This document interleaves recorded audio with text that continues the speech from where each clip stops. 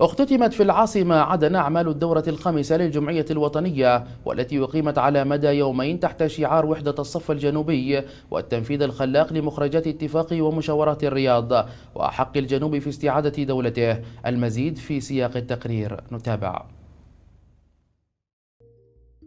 في العاصمة عدن وبعد يومين من المشاورات، اختتمت الجمعية الوطنية للمجلس الانتقالي الجنوبي جلسات الدورة الخامسة، والتي ركزت هذه المرة على أهمية تحصين الجنوب ضد المؤامرات التي تحاك ضده، والتي تستهدف الجنوبيين من جميع قوى الشمال. نقف دائما مع شعبنا وإلى جانبه في كل الهموم التي هو يعيشها.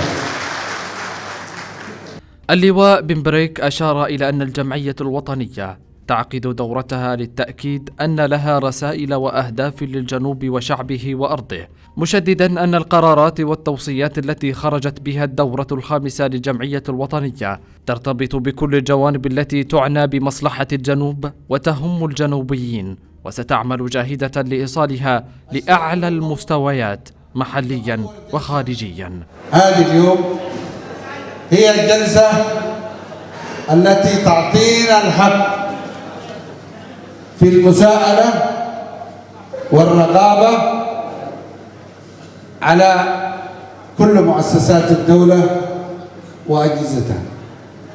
هذه أول جلسة. أما الجلسات السابقة فكنا نراقب أنفسنا، وبالتالي أنا أحب أن أوضح لكم أهمية هذه الدورة لغرض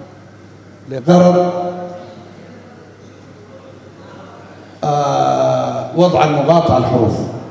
الجمعية الوطنية في دورتها الخامسة استعرضت التقرير المتعلق بإعادة الهيكلة وتحديث وثائق المجلس الانتقالي، كما ناقشت الاتجاهات الرئيسية لخطة عمل الجمعية الوطنية للعام الجاري وتحديث إصلاحات في منظومة المجلس الانتقالي الجنوبي وتجديد الدماء فيه وفق التطورات الأخيرة على الساحة اليمنية. النهاردة الدورة ما شاء الله شفنا حالة من الحراك من امبارح.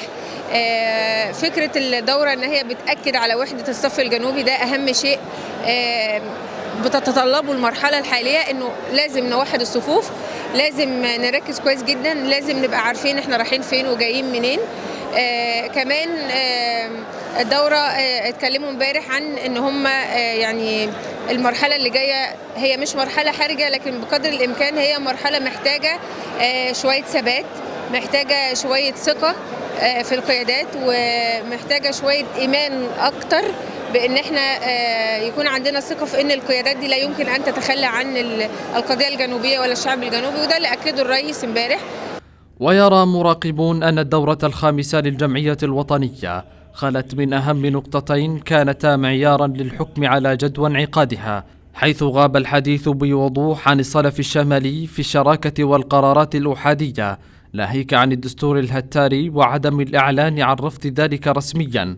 أما بالنسبة للمواطن الجنوبي وهمومه السياسية والمعيشية، لا يزال يرتقب الحسم على مستوى الخدمات بعد انعقاد هذه الدورة، خصوصا وأن المجلس الانتقالي الجنوبي أصبح شريكا في السلطات الحاكمة.